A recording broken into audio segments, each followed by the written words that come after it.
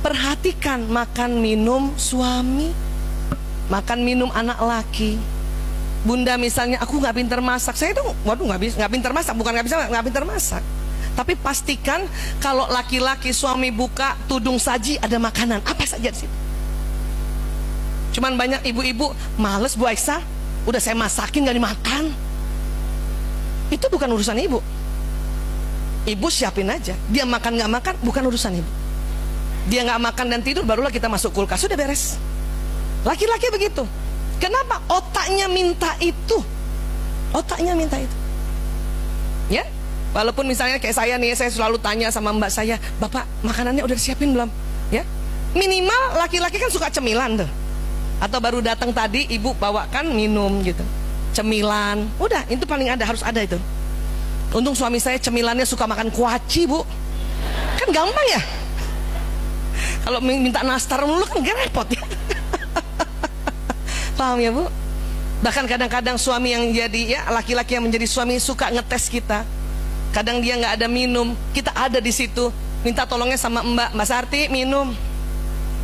Dulu saya menganggap, kok nggak minta sama aku sih? Terus tersinggung, malah nggak mau ngambilin minum. Tambah salah. Ti minum, siap ayah. Gua Sarti deh. Ambilin minum. Gitu. Ya. Memang kayaknya terseret, tersayat-sayat. Tetapi itu kadang-kadang bawah sadarnya laki-laki mau ngetes kita. Ya. Makanya tadi digabung semua ilmunya. Pas datang 10 menit pertama mukanya rata. Dan laki-laki pas datang di rumah 10 menit pertama dia akan datang ke mejanya, dia akan taruh barang-barangnya. Betul? Dan tidak suka ditanya-tanya. Bahkan ibu kasih berita terbaik pun dia suka. Lebih baik ibu ke dapur. Ngapain, Bu? Bukan, lihat jam. 10 menit itu jam berapa lagi? Tunggu kode. Biasanya laki-laki di atas 10 menit dia panggil istrinya. Ya, suami saya pasti panggil, Bu Isa, saya di dapur. Waktunya bicara. Ya. Tapi dulu saya salah. Karena merasa dia nggak butuh aku. Sebelum 10 menit saya masuk kamar. Padahal pas baru 10 menit baru dia butuh kita, manggil kita udah nggak ada. Muncul Mbak Sarti lagi. Paham Ibu?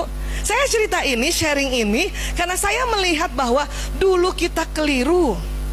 Karena kita pakai otak kita.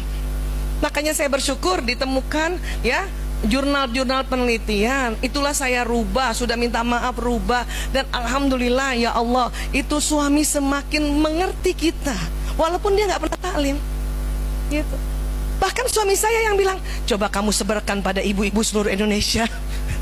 Kenapa sih? Ya supaya ibu-ibu nggak baper gitu. Restunya suami saya.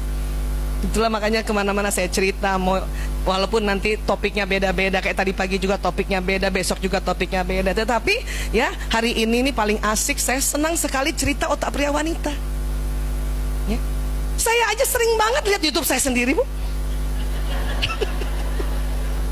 Terus anak saya bilang, pasti lagi kesel sama ayah ya, untuk mengingatkan kembali. Ya, kadang saya ketawa. Pernah tuh dia datang mukanya rata gitu, saya ngambek kesel.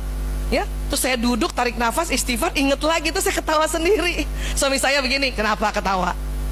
Ya, inget makalah kamu ya.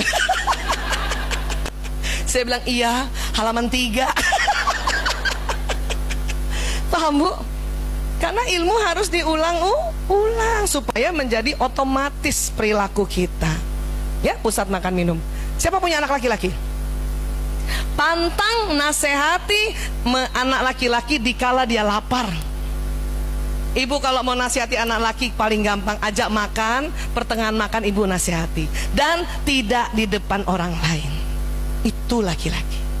Bahkan mengerjakan PR pun anak laki, ya tinggal satu nomor, tiba-tiba dia bilang, Bunda, aku lapar. Lebih baik kasih makan dulu, Bu.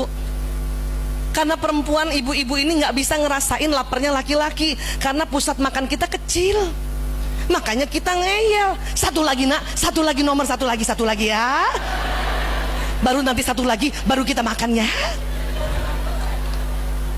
Anak laki-laki kalau bilang aku lapar, itu berarti sudah setengah jam laparnya, Bu.